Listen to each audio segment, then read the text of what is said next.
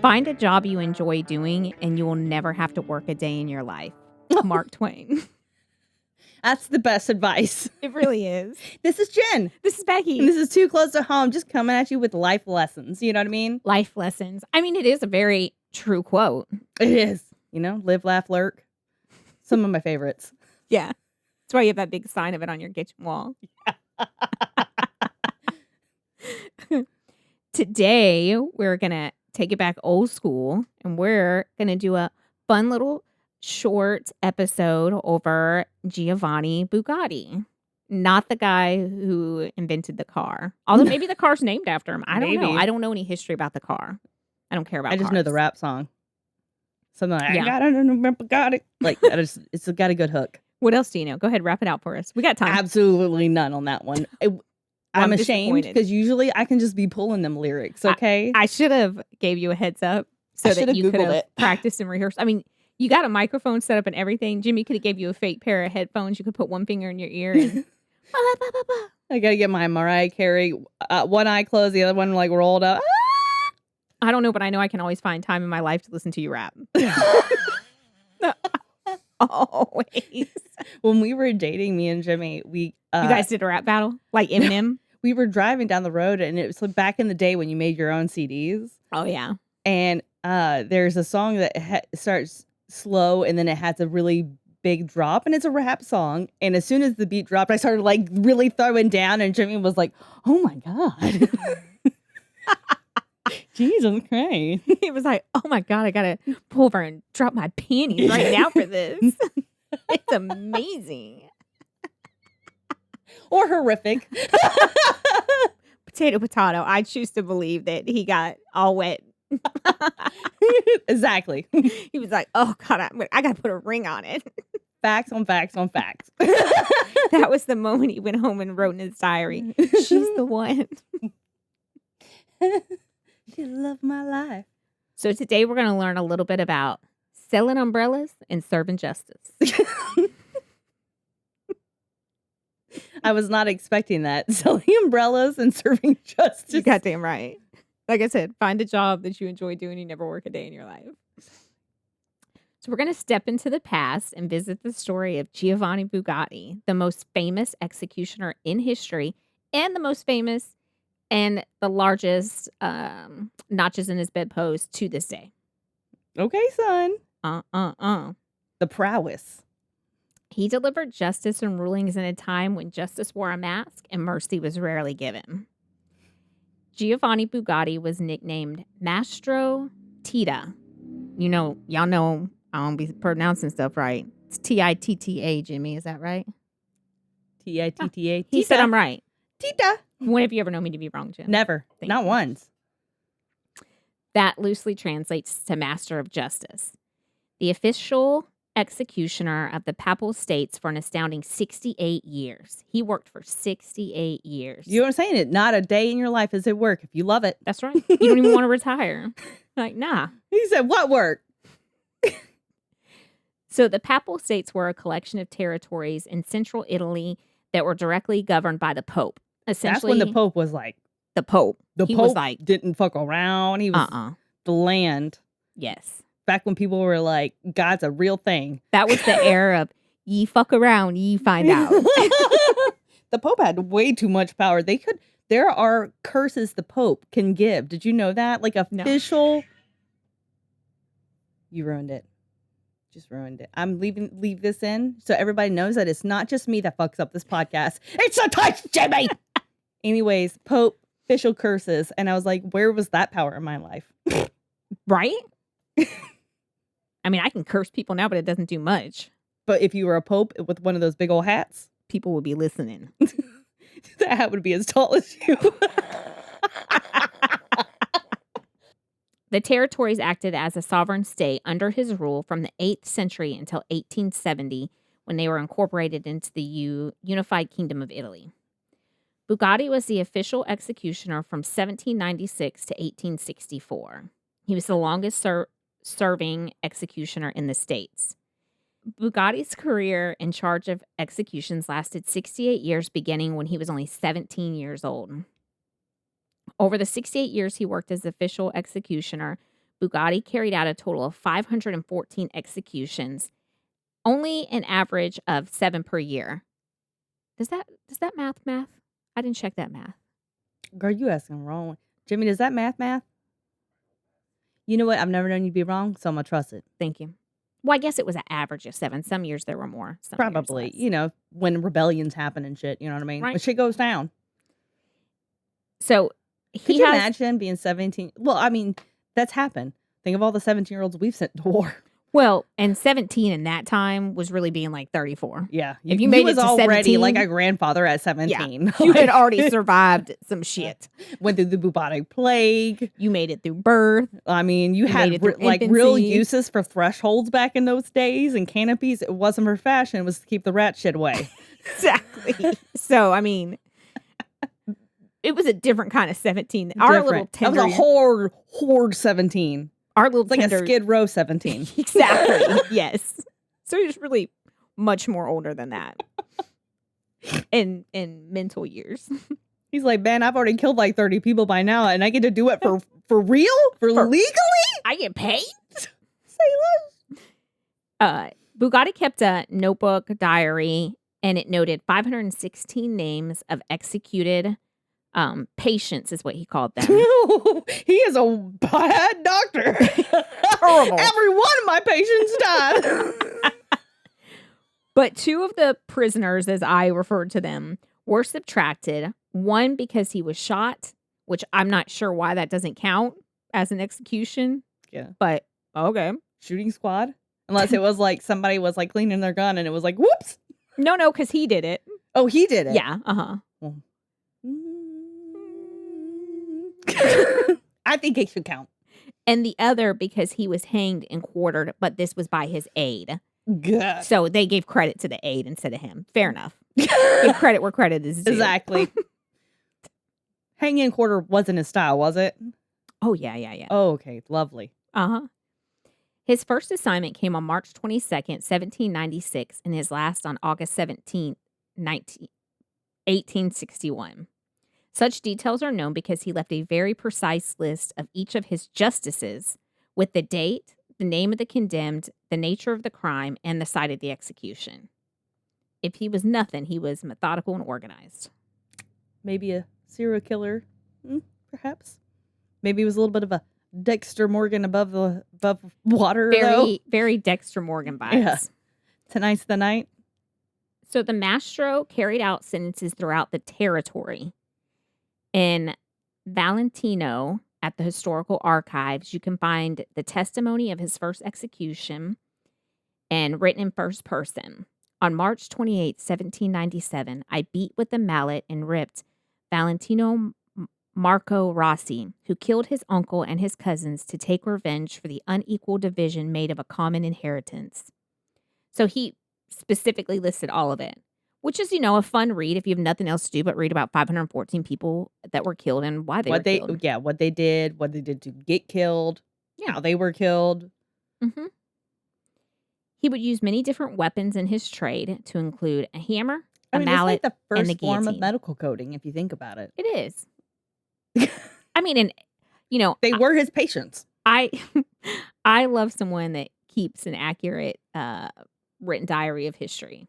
Love Dr. We would know nothing if it weren't Dr. people Bugatti. like him. That's right. Us. Handing down justice. Just delightful tales. As cold and cruel as he is perceived, he felt very differently about himself. He felt he was giving out appropriate justice to criminals. He would also offer the condemned a last smoke, a little bit of snuff, or to help them to pray prior to their execution. He also attended church frequently, and he was said to be a pious and a conscientious mass goer. Bruh, could you imagine you about to have your head chopped off or something, and you praying, and the executioner would be like, you know what, dog, let me help you. Let me help you get down on those knees so you can pray to God. I'm about to fucking chop your head off. You want one more smoke before you go in? I got you, fam. I'm hoping to see a ring of smoke come out of your neck hole. Mastro Titta was a short and portly man. He always dressed elegantly with a white tie and low-cut polished shoes rather than the boots that were normal for the time. They said he was always like dressed nice to the nines. He was going to church. He had a wife. Like, this was just his side gig. Yeah. What he did when people did wrong. Exactly. The one exception to his attire and ways came when he had an execution to perform. He would wear a hooded calf-length scarlet cloak. And due to the fact that he was an ample man, the cloak had an elastic section around the belly so that it expanded with each wear, which I think we all can envision what that is. We've seen it in movies and whatnot. Again, going back to Dexter Morgan, here he goes. He has his kill clothes. Yep. I did see a video of this woman the other day. She had gifted her partner the exact replica of the Dexter kill clothes. And she said, "So what did you figure out today? Well, you got me Dexter Morgan's kill clothes. And how do you feel? Powerful." I was like, damn. Okay. Somebody better keep some eyes on that NSA. I hear you in the corner. Come on. The stained cloak is still around, and it's on display at the Criminology Museum. Delightful. Isn't it? I'm so excited. I want to go see it. During the long periods of inactivity, because there would be long periods where he wasn't performing any executions. People were behaving. Yeah. No he didn't have patience. nothing to do. And PTO doesn't build as quick as you use it. I mean. So Bugatti and his wife,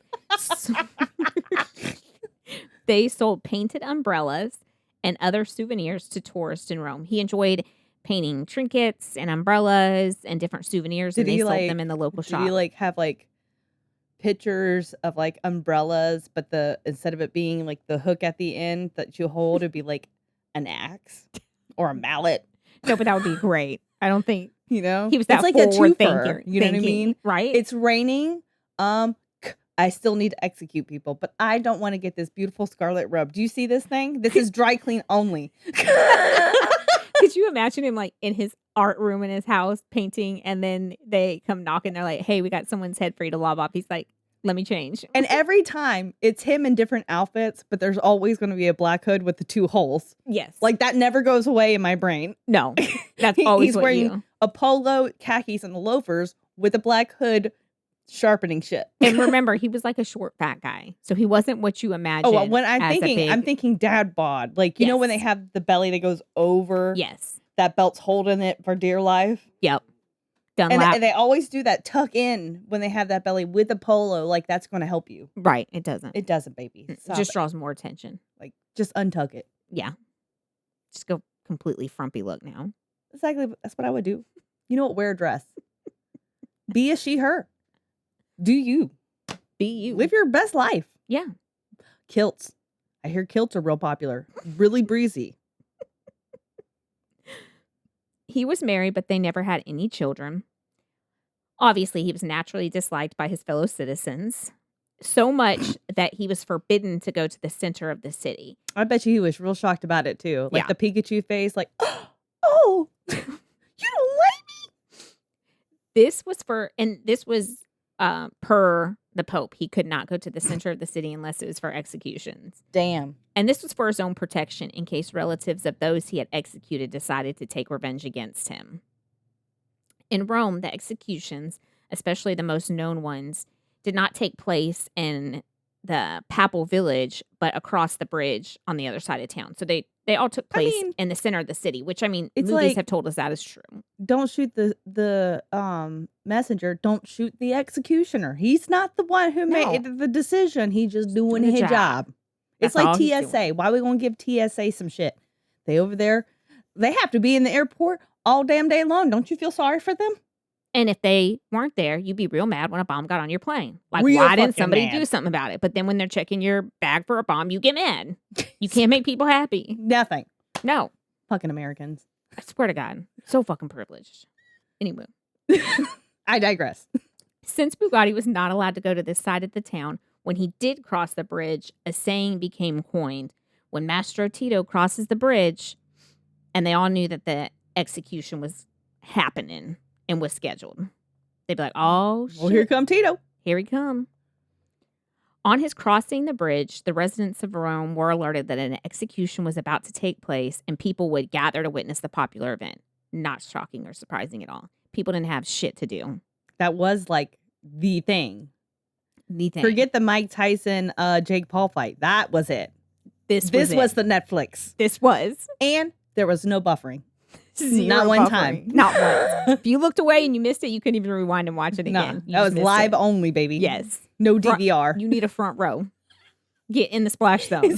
Yes, like fucking Shamu. Do they get the plastic tarps? I don't think they had plastic. Mm-mm. I bet you every one of them had. And then if you got splashed, they didn't even have baths.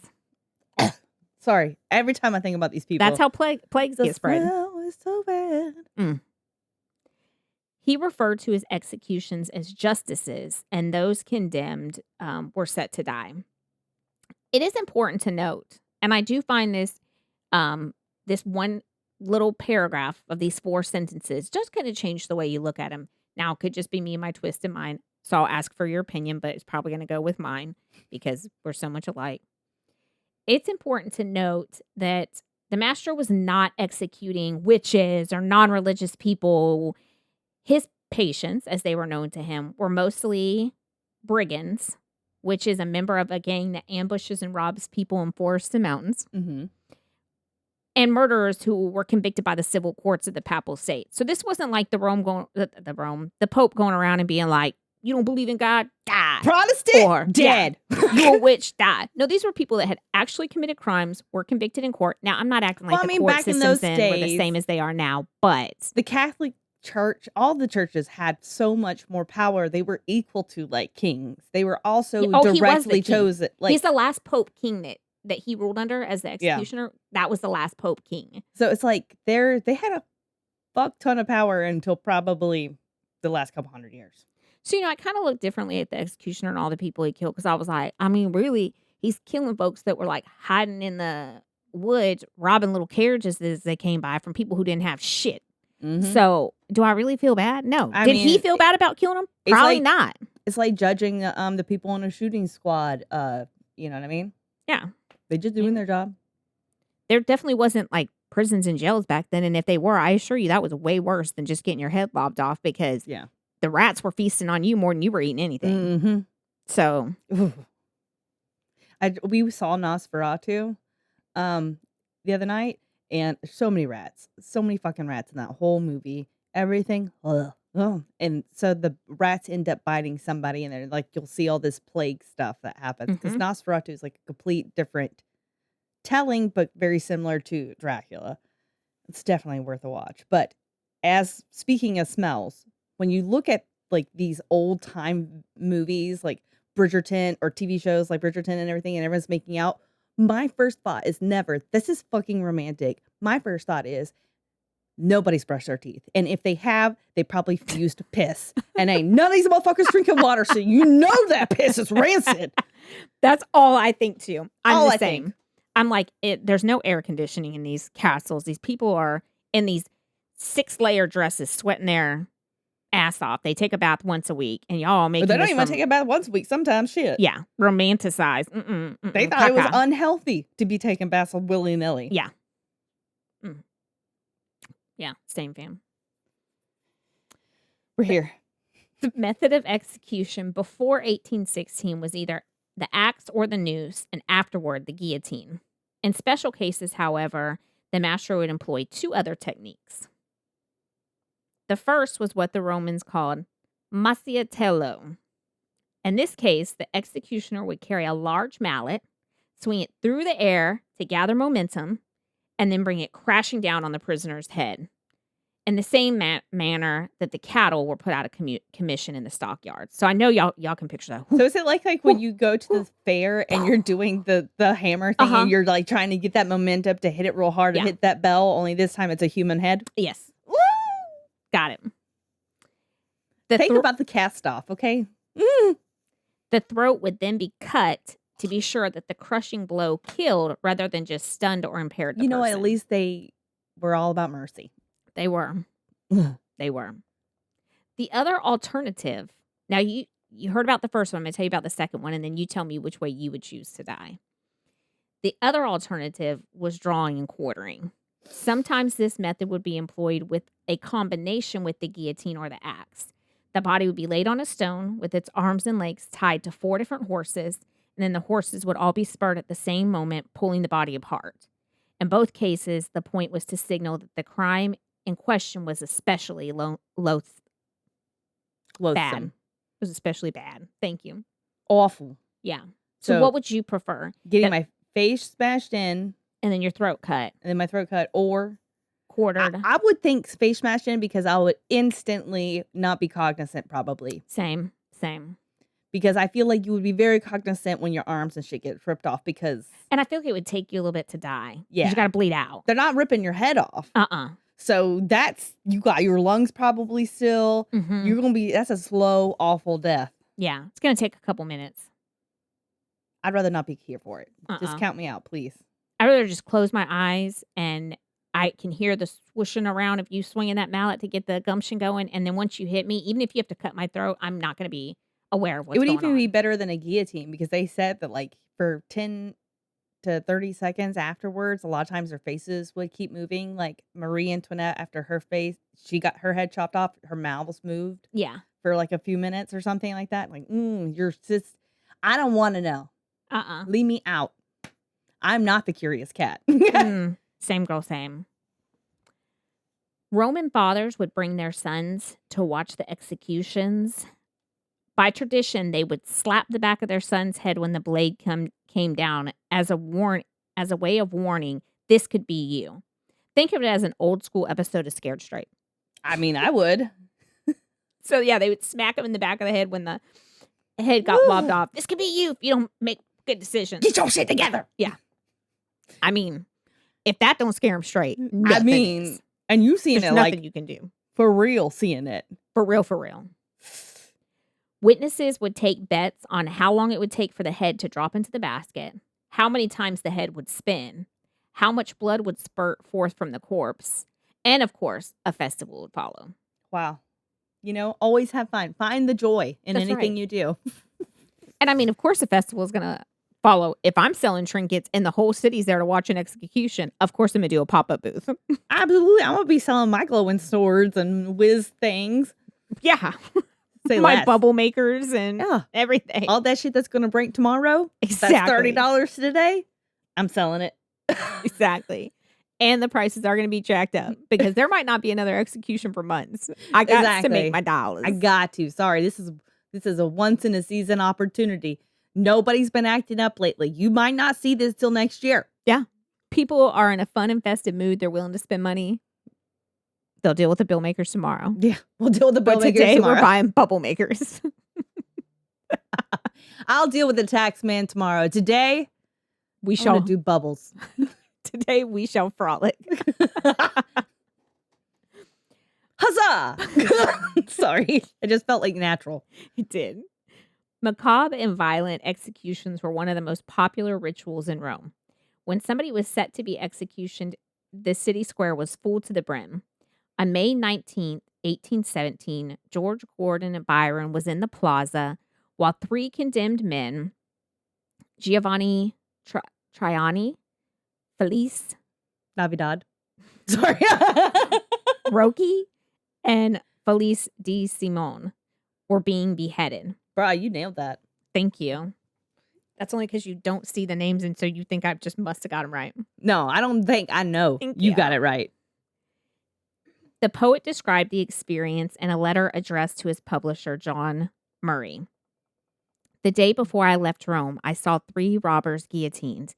The ceremony, including the masquerade priests, the half-naked executioners, the bandaged criminals, the Black Christ and his banner, the scaffold, the soldiery, the slow procession, and the quick rattle and heavy fall of the axe, the splash of the blood, and the ghastliness of the exposed head, is altogether more impressive than the vulgar and dirty new drop and dog-like agony of infliction upon the sufferers of the English sentence.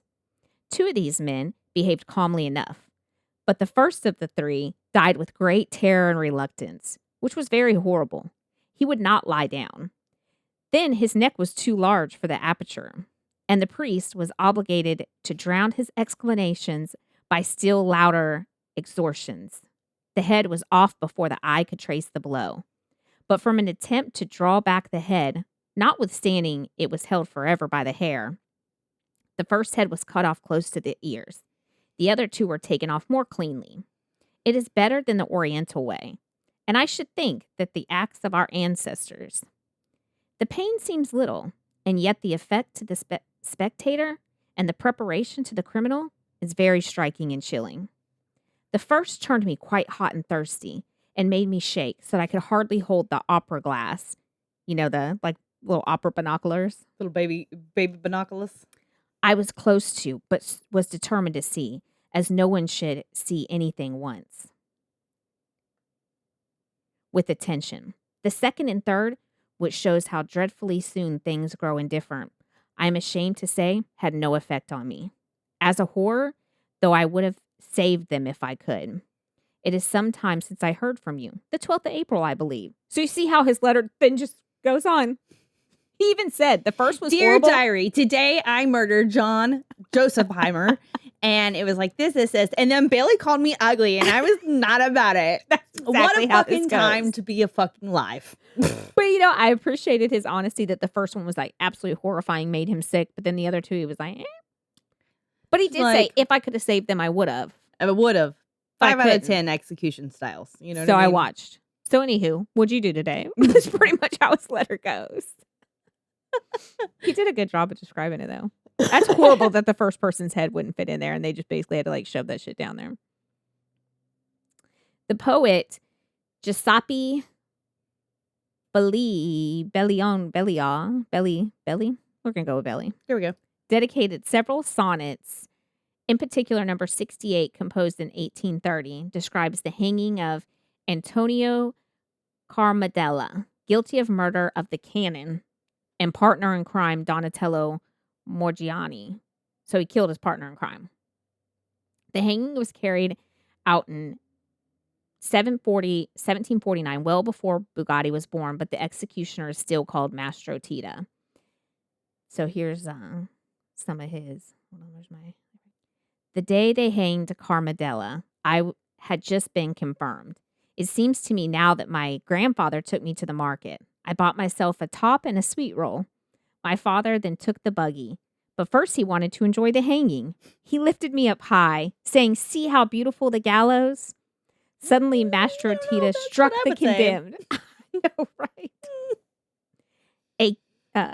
A kick in the rear, my father struck me. A slap to the right cheek. "Take it," he said, "and remember well that this fate is destined 1,000 others who are better than you." Life lessons. They're very important to impart on our children. They are. Especially when you're telling them about those beautiful gallows. Which, I feel like I would say that. Oh, look at those beautiful gallows. But I'm not a normal person. You are not. You are an exceptionally fantastic person. Okay, thank you. It's true. You're a fucking delight. You know that? I know. I think the gallows were probably really beautiful for them to see. They were well built, and there wasn't a lot of well built things. They, like you said, they hung a piece of fabric over to keep the rat shit off of them. Yeah. So the gallows were probably very beautiful, constructed well. Look at that craftsmanship. Jesus couldn't have done a better job. I'm just saying. Right? So in all fairness, they probably were really nice to look at. Probably not the nice in the back of the head. That could be you. Sit together. I would do that to my children.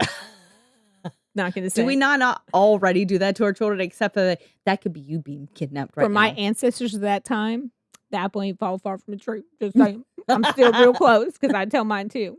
When I worked at the prison, I used to go home and tell them, "You fuck up one time, you could fucking be there. Make the decisions." Because Bubba is waiting to take your ass when you get there. You're damn right. It's true. It's not sugar-coated. Not at all. Let's keep it real.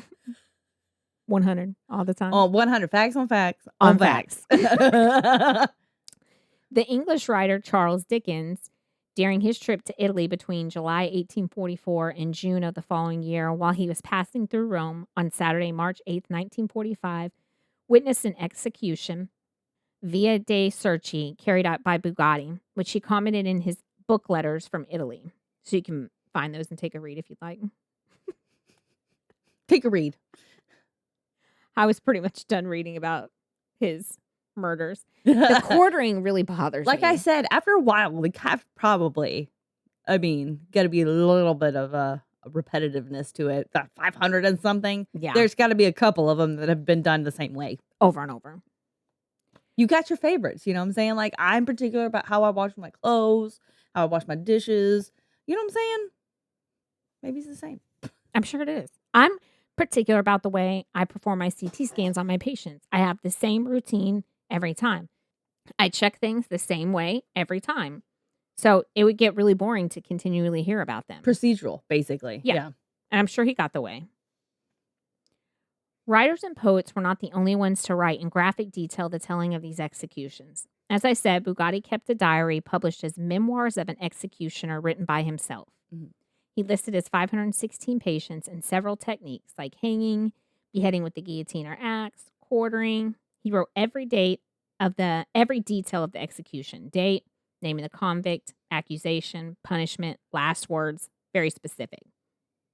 For example, we know victim number 85, Bernardo Rinaldi, condemned on October 9th, 1805 for killing his wife and her lover. 2 years later, he wrote about Tomasio Grassi, who killed his brother-in-law because he refused to lend him money.